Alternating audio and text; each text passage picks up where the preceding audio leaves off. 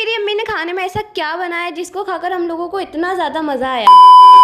वही बात कुछ ऐसी है कि मेरी अम्मी घर पर ही बनाने वाली थी बटर चिकन। मेरी अम्मी ने साफ मना कर दिया था, बाहर से ना तो आएगा ना तो तुम्हें खाने दूंगी। साथ नान भी मेरी अम्मी घर पर ही बनाने वाली थी, तो अपने अम्मी के हुक्म को मानते हुए, और नान हमारे घर पर पहली बार बन रही थी। मेरी अम्मी ने यहाँ मुझे कहा कि नान का आटा तू लगाएगी, मैं तुझे सब कुछ मिक्स करके देती थी, वरना तो सब कुछ बिगाड़ देगी। मेरी जो आटा लगाना होता है वो तो मैं बहुत अच्छे से लगा लेती हूँ, पर ये जो आटा था ना नान का, अगर इसमें थोड़ी बहुत भी गलती होती तो मेरी अम्मी मेरा हाल से बेहाल कर देती। इसलिए मैंने बोला कोई बात नहीं, हमें आप ही मिक्स करके दे दो। तक मेरी अम्मी इसके अंदर सब कुछ मिक्स कर रही थी, तब तक मैं अपनी अम्मी को खड़े खड़े देख रही थी। देखते देखते क्या होता है कि मेरी अम्मी खुद ही आटा गूंथने लग जाती। मतलब क्या, मैं क्या बोलूँ अपनी अम्मी को। ऐसा हो रहा है कि सारा काम मेरी अम्मी खुद ही कर रही है, मुझे कुछ भी नहीं बता रही। बाद में मुझे बोलेगी तुमसे माँ की हेल्प नहीं की जाती। अगर हमें आप काम बताओगे तो हम काम करेंगे ना। तो मेरी अम्मी ने मुझे एक काम बताया था कि बस ये तेल निकाल के दे दे, मुझे इसमें डर लगता था कि तेल ना ढूंढ जाए। यहाँ नान का आटा लगा दिया था तो उसको थोड़ी देर रेस्ट करने के लिए छोड़ा। नान का आटा सेट हो रहा था, तब तक मेरी अम्मी ने जो टमाटर प्याज काजू का जो भी मसाला बनाया था उसको मेरी अम्मी मिक्सर में पीसने वाली थी। इसी के साथ में साइड में हमारा चिकन भी फ्राई हो रहा था। बस हमारा यहाँ पर सारा चिकन भी फ्राई हो गया था। जो ग्रेवी के लिए मसाला पीसना था वो भी मेरी अम्मी ने मिक्सर में साथ में पीस लिया था। जो ये किचन में जो खाना बन रहा था ना, उसकी वजह से जो गंदगी हो रही थी और इतने सारे बर्तन हो रहे थे वो सारे मुझे ही धो रहे थे। खाना बनने के बाद जो हमारे किचन का हाल हुआ था ना, मैं सोच रही थी कि मेरे पास आज करने को कुछ भी नहीं है, मैं बिल्कुल फ्री हूँ। ये किचन और बर्तन को तो मुझे ही साफ करना है। हाँ, मेरी अम्मी ने स्पेशली ये कढ़ाई मंगवाई थी बटर चिकन बनाने के लिए,